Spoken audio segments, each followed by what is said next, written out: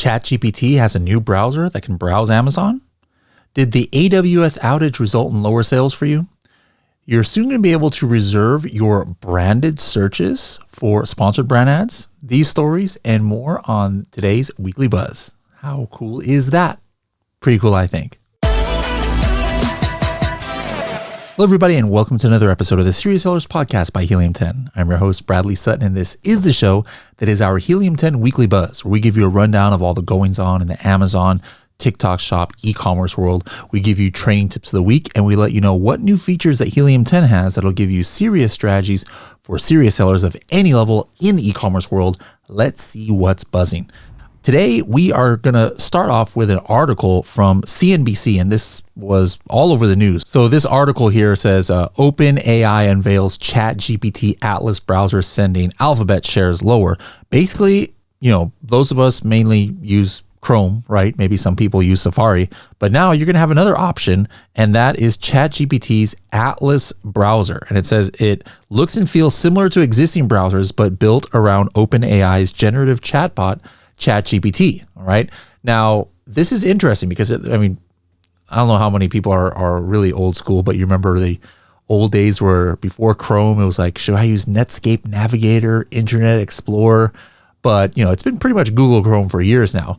But interestingly, like PackView's Christian Rich, he actually made a video on LinkedIn showing how he was browsing for a new phone case using it. It kind of took over his screen. So it's a pretty interesting video that he made. I unfortunately can't do a test on it because it's only for Mac OS right now, and I have a PC.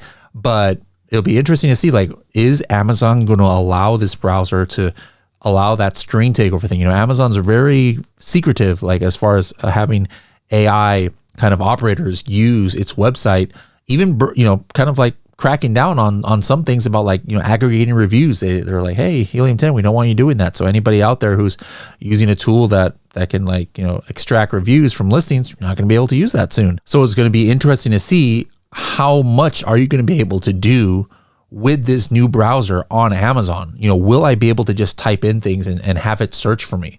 And then how are sellers or buyers going to trust it? Because, something that a lot of people have been wondering is how good is the traffic that comes from ChatGPT when it comes to shopping? There's an article in Modern Retail along these same lines of ChatGPT.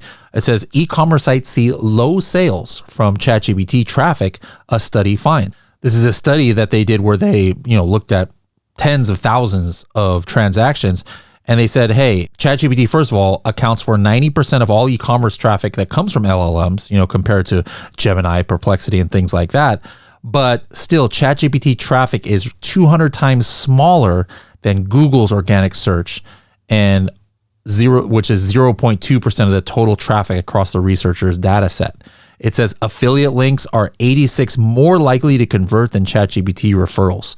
And so basically, this article or this study shows that, hey, the traffic that's coming is still not converting well, whether that's because people still don't trust ChatGPT enough, compared to, their traditional ways of shopping. These things are going to improve. The study showed that, as the study progressed, it was already improving. Regardless, this is a topic, whether we're talking about browsers, new browsers that are coming out, whether we're talking about agents, whether we're talking about, ChatGPT's new deal with Etsy and soon to be Shopify and Walmart, et cetera, et cetera. We live in a world now where AI is going to be more and more integrated into the shopping experience. And even if it's not being, completely fully adopted and fully trusted yet, it's just going to get better. And then the trust is also going to get there as well. So something that you need to be, looking into is, are you ready for, any kind of changes and in buyer behavior that might happen? You don't want to lose your visibility.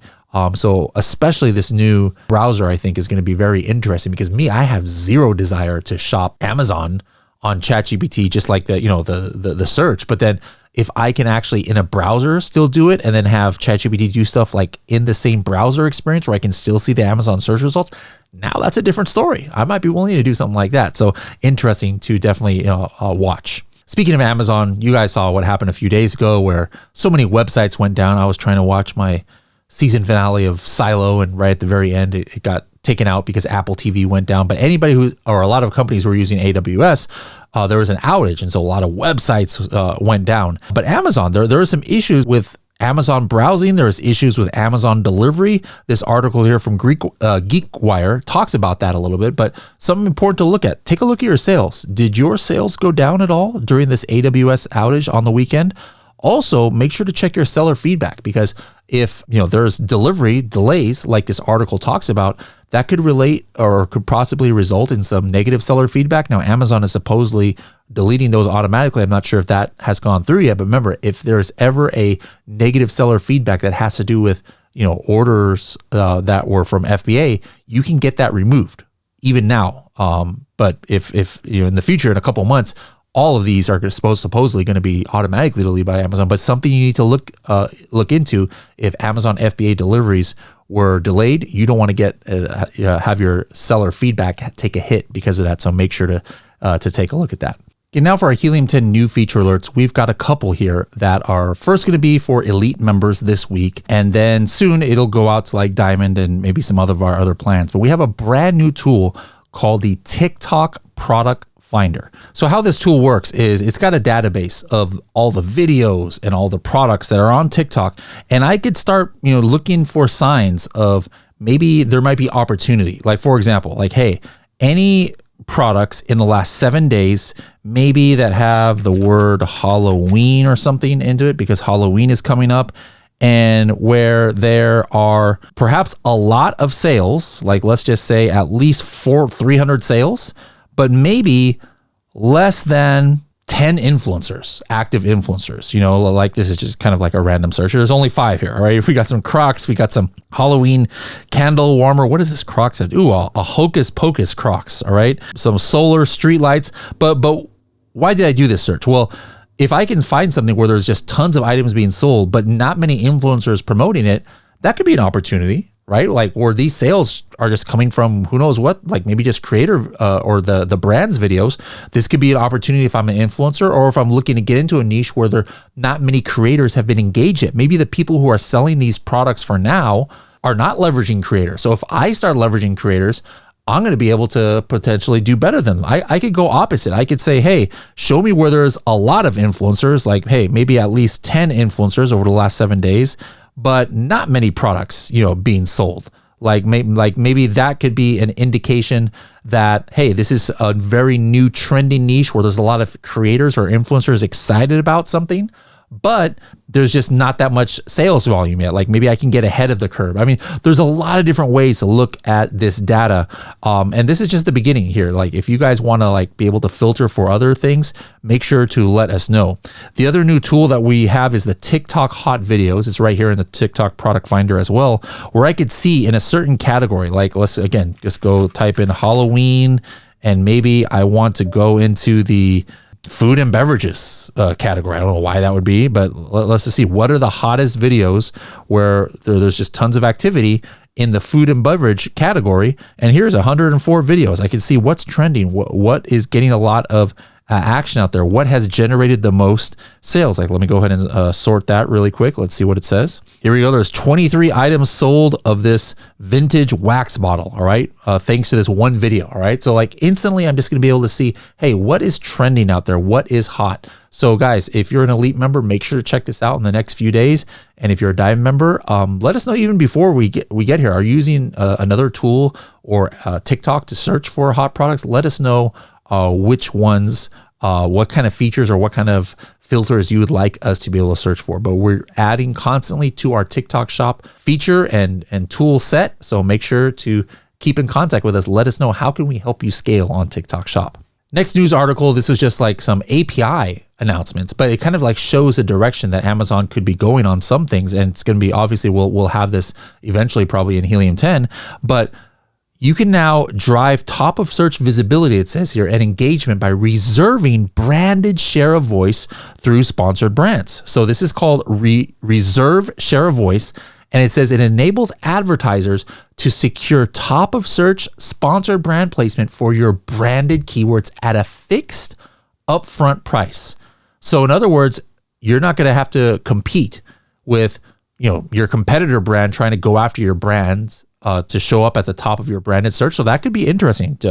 I'm not sure how this is going to work out or when it's going to be implemented, but I believe it's going to be soon. So that would be interesting. Another thing that's interesting, geographic optimization for DSP. So for those who use DSP and AMC, there's going to be a new geographic insights and activation feature that will allow you to act on regional growth opportunities. All right. So now you're going to be able to like visualize your brand's performance, it says, against category benchmarks across different regions. You're going to activate smart location groups, it says, that can automatically adjust your advertising bids to reach customers in certain areas of opportunity. All right. Like maybe you have propensity to do better in a certain region. Well, you're going to be able to say, hey, you know what, for this region, go ahead and increase my bids by this percentage. So I'm very excited about that when that comes out, because being able to really dive in and target your customers based on where they live and their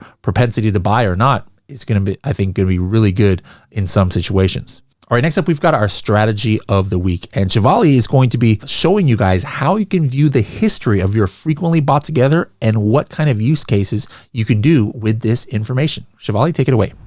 We have a wide variety of reasons why we'd want to look at what are products that are frequently bought together. And just for those of you who don't know, for example, I searched here bat bath mat. And if I go to one of these competitor listings, I'll pull up a page and then scroll down where I'll find a frequently bought together or a customer also bought section. This is where Amazon itself is telling me what products are people buying together with my product or my competitor's product, depending on what listing I'm looking at. This is important for two main reasons. Number one, it gives me some bundling ideas or potentially new product lines if I'm selling coffin bath mats or bat-shaped bath mats. Now all of a sudden I see, oh, there's a coffin-shaped bath mat that people are buying. And that could be an interesting product idea for the brand that you already have. Here are some shower curtain hooks shaped like bats. I would have never even known that this product exists. Who knows, maybe bat-shaped shower curtain hooks can fit. Or I can buy those for 50 cents and throw it on my bat-shaped bath mat, which is definitely relevant to anybody who has a shower and is into bat-shaped stuff. Now, that's a new bundle I can create that is going to be unique, right? Or I could just offer the bat-shaped shower hooks as a new product on my product line on my brand. The other benefit can be used for advertising. Let me show you a little bit about that in a bit, but how do I see the history of the frequently bought together first? Remember what you see on Amazon might show one product or two products, but did you know that these actually change throughout the day or throughout the week? Basically, just take the ASIN of whatever product or your competitor's product. I'll go ahead and take this one right here. I'm going to take their ASIN and put it inside of Helium 10's Black Box Product Targeting tab. And once I paste the ASIN, I have a whole list of products. Check this out. 48 products have come up here. I could actually take the source and make it exactly the frequently bought together. So I'm not looking at all the products, and there's 16 of them. So look at these 16 products. There's bat-shaped shower hooks and what in the world? A coffin-shaped toothbrush holder? That is literally a new idea as we go through this here together. Are these candle holders or something really creepy here? But this is definitely something that people who are into creepy decor might be interested in. Now, here's the thing. Watch me when I click this product here of the spooky hand-shaped candle holder or whatever the heck this is. If I scroll down here to the products related to this item, there are people running sponsored ads. Do you see what kind of products are showing up here? It's almost the same products that we were just looking at. It's a bunch of other different types of spooky hands. But remember, we have data now from Amazon that people are buying these spooky hands at the same time that they're buying this coffin or bat-shaped bath mat. So this is Amazon basically telling us that this is relevant to the same customer avatar because they're buying it in the same checkout experience. How can this help you or us? Well, just like I showed you, traditionally people only target in ASIN targeting or sponsored display, very similar products. And there's nothing wrong with that. You should be targeting similar products that you think you have a right to win on. But imagine if I'm now the only bat-shaped bath mat targeting this product. These spooky hands in sponsored ads. I already know that people buy this kind of product together with my product. So it's not a reach. no pun intended with the hands, that people might buy these in the same browsing scenario. I would have a competitive advantage because I'd be the only bat-shaped bath mat that's even realizing I should target the Spooky Hands Amazon listing. There's a lot more options too, but the point is you should be looking at frequently bought together regardless of whether you use Helium 10 or not, but you should be using Black Box product targeting tab in order to look at the history of frequently bought together, because throughout the months, different products show up and you always want to be in the know. Thank you very much, Shivali, for that. Guys, that's been a feature we've had at Helium 10 for years, the frequently bought together. So many of you guys are not using it. You need to be using that to create your targeting campaigns of who you want to target, maybe get some bundle ideas. There's a lot of use cases for that. So thank you again, Shivali, for that. Next up, there is a new multi-channel fulfillment dashboard. All right, this is an announcement from Amazon this week. It says, analyze your multi-channel fulfillment performance with a new dashboard. Now, this new dashboard is going to show you things like your order ship, your units shipped, units per order, all the MCF fees, on-time delivery performance. You can compare metrics across different periods, such as week over week, year over year. So check your news, and there will be a link to actually go there. This is how that MCF dashboard is going to look like. I don't have too many orders during this period. Looks like only 7 orders. I could see I paid $93 of fulfillment fees for those 7 orders. Whew, that was kind of expensive. $13 per one.